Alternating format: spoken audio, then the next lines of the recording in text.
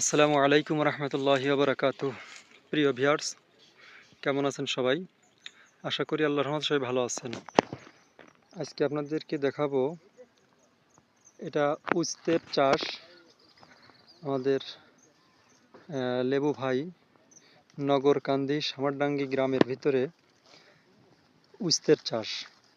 দেখুন, আসলে পাতার জন্য সুন্দর করে দেখানো যাচ্ছে না। এই যে দেখুন উস্তের চাষ।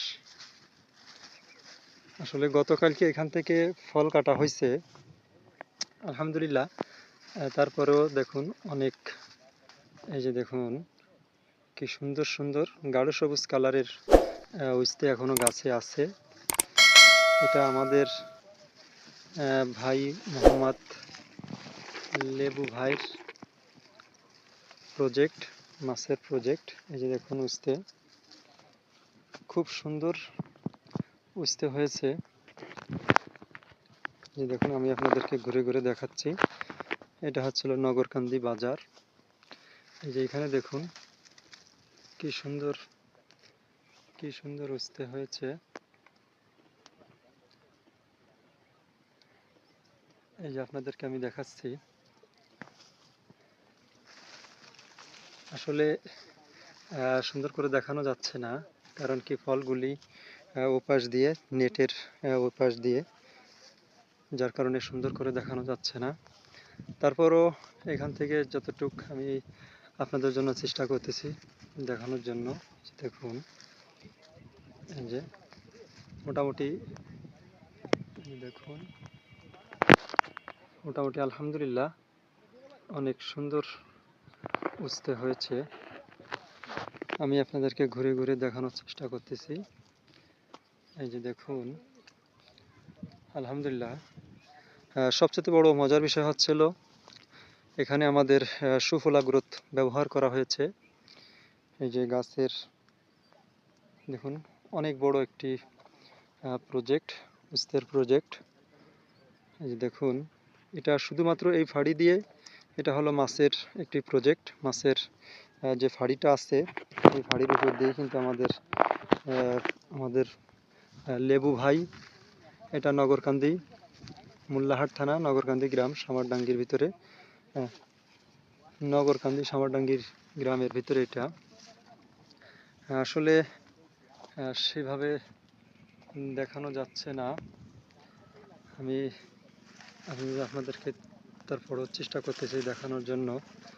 উস্তের সাইজও কিন্তু খুব সুন্দর সাইজ। এই দেখুন উস্তের খুব সুন্দর সাইজ।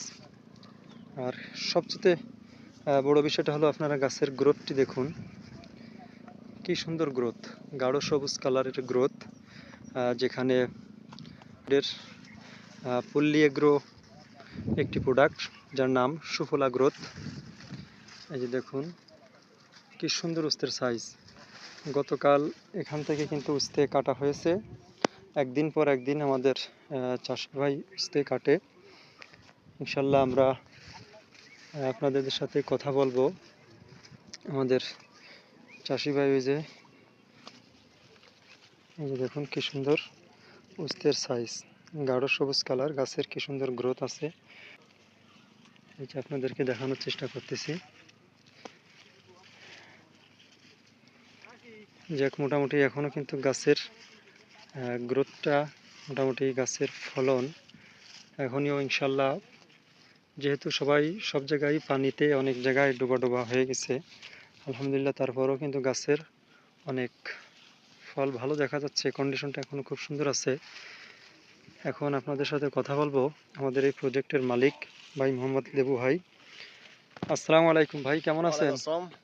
আলহামদুলিল্লাহ ভালো আছি ভাই এইটা কোন গ্রামের ভিতরে পড়ছে? এটা আছে নগরকান্দি গাংনী ইউনিয়নের ভিতরে পড়ছে। নগরকান্দি গ্রাম, গাংনী ইউনিয়ন, গাংনী ইউনিয়ন, মোল্লাহাট থানার ভিতরে না? মোল্লাহাট থানা। ভাই এখানে আপনার এই যে এটা তো একটা মাছের প্রজেক্ট না? হ্যাঁ, যে মাছের দেখা প্রজেক্ট। যাচ্ছে একটা মাছের প্রজেক্ট, এই যে একটা মাছের প্রজেক্ট দেখা যাচ্ছে। আপনি তো এই ফাড়িতে, এই পুরো ফাড়িটা দিয়ে শুধু উস্তে আর উস্তে করলা দুটোই। করলাটা সম্ভবত ওই ওই ওই ওই ওই সাইডটার ফাড়িতে না ভাই? হ্যাঁ হ্যাঁ, ওই সাইডটা, এটা শুধুমাত্র উস্তে। এটা শুধু উস্তে। আচ্ছা ভাই, এই উস্তের ফলনটা আপনার কতদিন থেকে আপনি মোটামুটি হারভেস্ট করতে পারতেছেন, কাটতে পারতেছেন? আমি প্রায় 1 মাস যাবত কাটতেছি, অর্থাৎ আরো তো তো আরো 20 দিন ধরে কাটবো। আলহামদুলিল্লাহ 1 মাস যাবত কাটতেছেন, আরো 20 দিন কাটবো। ইনশাল্লাহ কাটা যাবে। হ্যাঁ। হ্যাঁ, যাক আলহামদুলিল্লাহ ভাই। আমার আশপাশে যা দেখতেছি গাছের, এই যে একটা গাছ দেখা যাচ্ছে করলা গাছ, গাছের আসলে তেমন ভালো কন্ডিশন না, গাছের গ্রোথ নেই। কিন্তু এই পাশের থেকে সবচাইতে আপনার গাছের এত সুন্দর গ্রোথ কেন ভাই? আপনি আমি কি আমি সুফলা গ্রোথ ব্যবহার করছি এবং এই সারটা অনেক কার্যকর।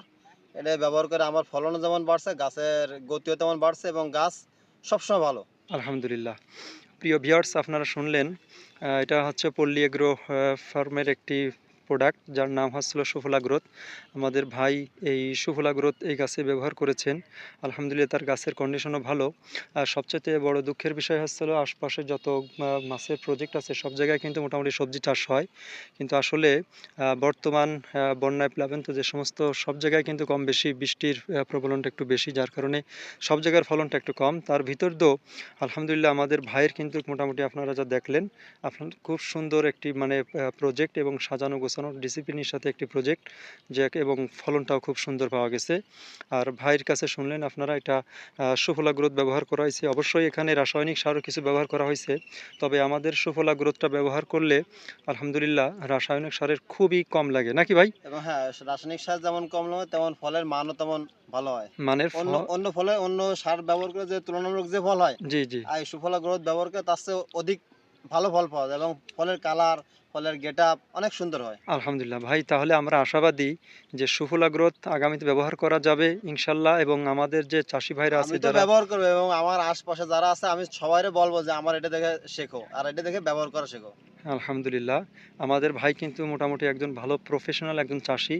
তার ওই পাশে আরও একটি প্রজেক্ট আছে যেখানে শুধু করলা চাষ করা হয়, ইনশাল্লাহ সেটাও আমরা আপনাদেরকে দেখাবো।